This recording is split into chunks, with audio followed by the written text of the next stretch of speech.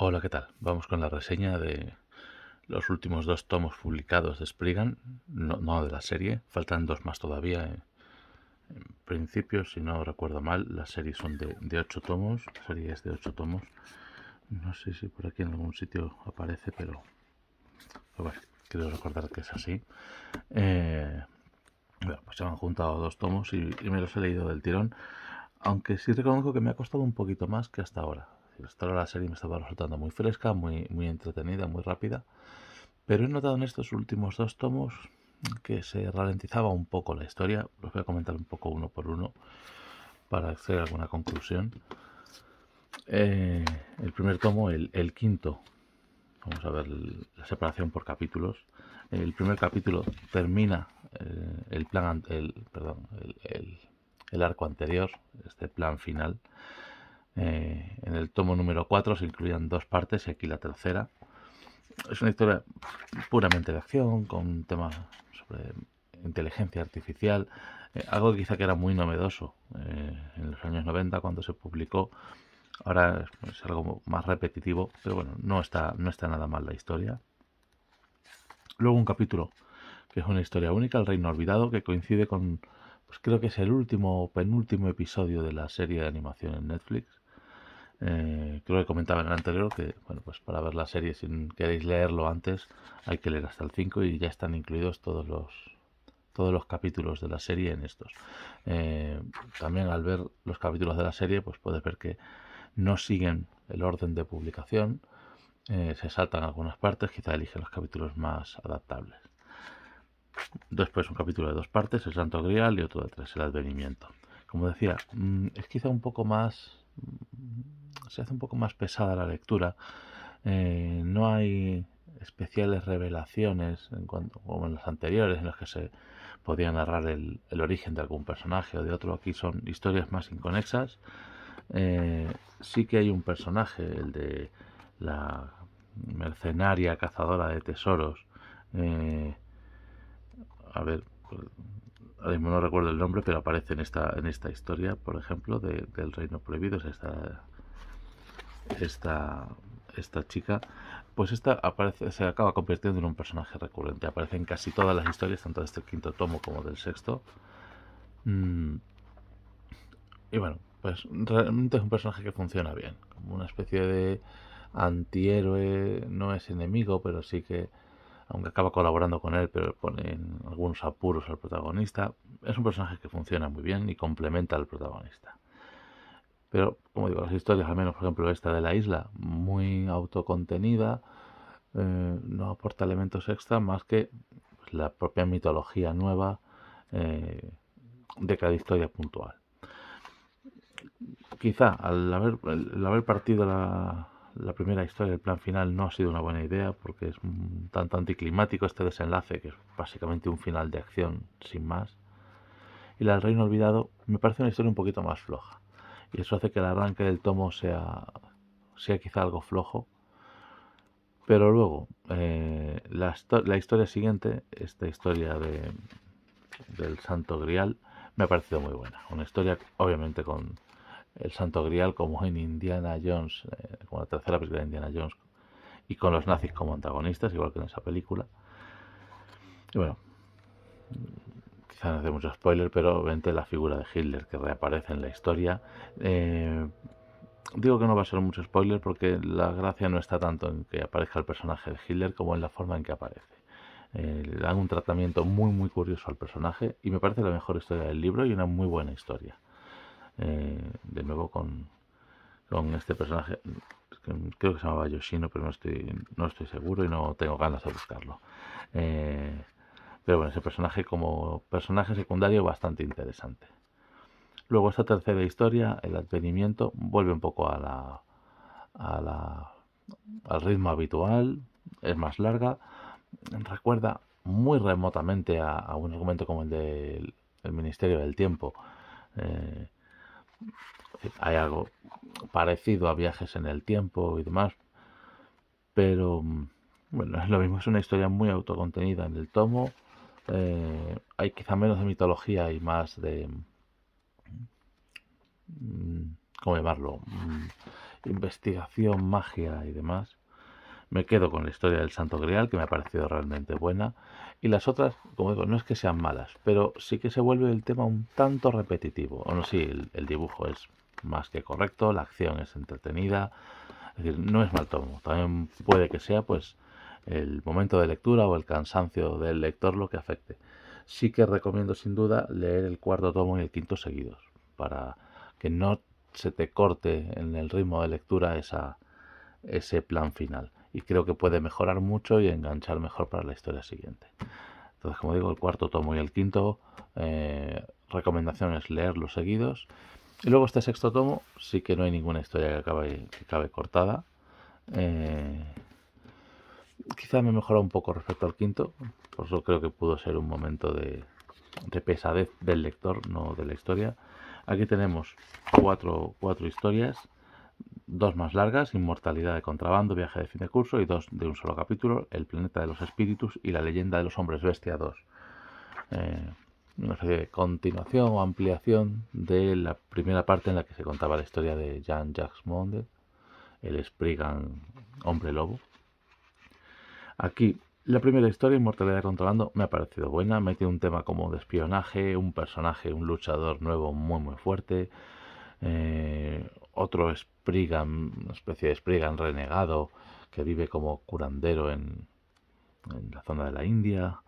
Bueno, la verdad es que es bastante colorido, mucho viaje por el mundo, muchas artes marciales. De nuevo el personaje femenino, como digo, que se ha convertido prácticamente en el secundario principal de la historia. Y bien, es una historia de acción muy bien tratada y muy amena. Y luego la siguiente historia, la de Viaje de fin de curso, me ha parecido de las más divertidas, aunque también me ha mostrado, bueno, no un fallo, pero sí un punto flaco de Spriggan respecto a otros mangas. Aquí pasamos a la historia, digamos, personal de Yuo Minae como estudiante de instituto y hace un viaje de fin de curso a Kioto. ¿Qué problema decía?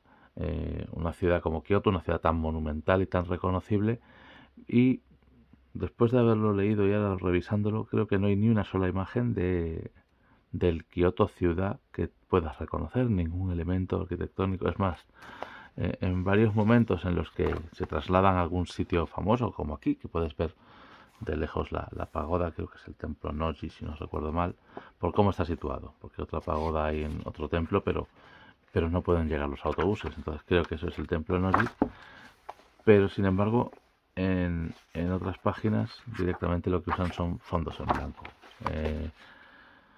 como aquí, es decir, estás en un entorno tan conocido, pero bueno, entiendo que artísticamente para resaltar a los personajes usas un fondo en blanco, pero luego son escenas de interiores en una cafetería, de interiores con fondos de nuevo apagados, un hotel, no he investigado si existe o no, pero al final es un hotel y una recepción, una calle típica de Tokio, es decir, de Kioto.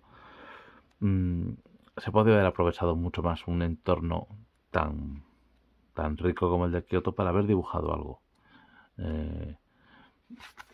Como digo, ahí he echado de menos. Es decir, al ver que viajaban a Kioto, que es una ciudad en la que he estado un par de semanas y que conozco muy bien, esperaba encontrarme elementos de la ciudad que fueran reconocibles o que tuvieras el cariño de verlos de alguna forma.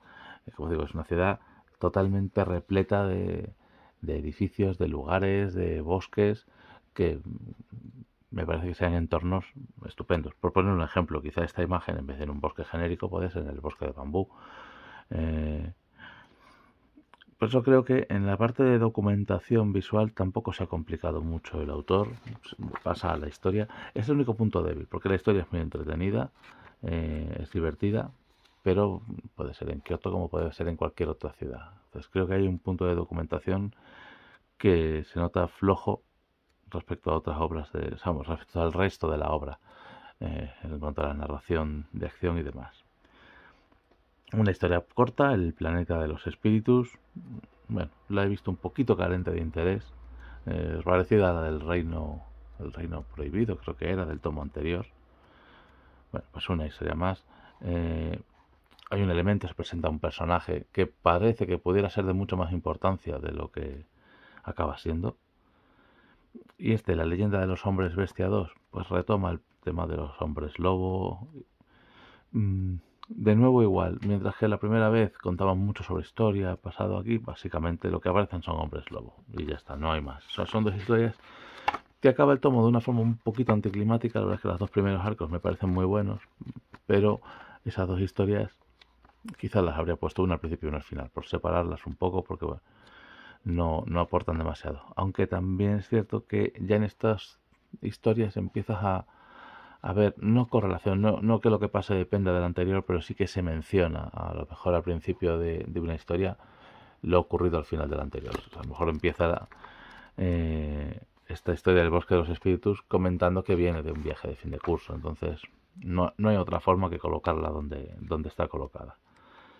En resumen, de los dos tomos, como digo, la historia se está empezando a volver un poco repetitiva y a carecer de elementos nuevos. Es decir, ya se ha contado el origen de los personajes principales y hay poco más que contar. Faltan dos tomos más. Entiendo que será un tomo de aventuras. Espero que haya alguna que sea divertida y que haya alguna especie de cierre, de final, porque también sí que lo que se empieza a apreciar en estos dos tomos, que ya se había apuntado en los anteriores, es que con la empresa Arkham en la que trabajan los Spriggan para preservar las reliquias ocurre algo, hay algo oculto, y entiendo que será la subtrama que dé cierre a la serie. Me sigue pareciendo interesante, no está al nivel de los 4 primeros tomos, que eran entretenidísimos. Sí es verdad que si has leído 4, al menos el quinto tienes que tenerlo, y bueno, como la serie se hace un poco más lenta, pero no se hace mala. Realmente para los 3 tomos que quedan, a falta de leer los otros 2, yo desde luego los voy a leer. Es verdad que si estos 2 tomos hubiesen sido los primeros de la serie, quizá me habría planteado, si es una serie, a continuar leyendo por ese ritmo un poquito pesado. Pero también es posible eso, que decir, si fueran los 2 primeros tomos, al ser algo nuevo que te lees, no te cansa. A lo mejor también como digo, pues la situación de cansancio del lector afecta. Lo dicho, no puedo decir que sea mala serie, sí que quizá se empieza a agotar los recursos de historia y a repetir un poco sin aportar elementos nuevos. Quizá echas en falta que cojas algún personaje ya presentado y cuentes alguna revelación, algún origen de algún personaje, como la chica esta, la mercenaria, de la cual quizás se le pueda dedicar un episodio más a ella en concreto y saber un poco más de ese personaje, pues porque la serie se acaba y es un personaje potente. En este caso, una recomendación tibia, pues a quien le haya gustado mucho los primeros tomos, merece la pena seguir leyéndolo. Si alguien ha empezado a leer la historia y no le ha encantado, obviamente que no siga con ella, porque la historia no es que mejore, sino que bueno, se estanca un tanto al llegar a este punto.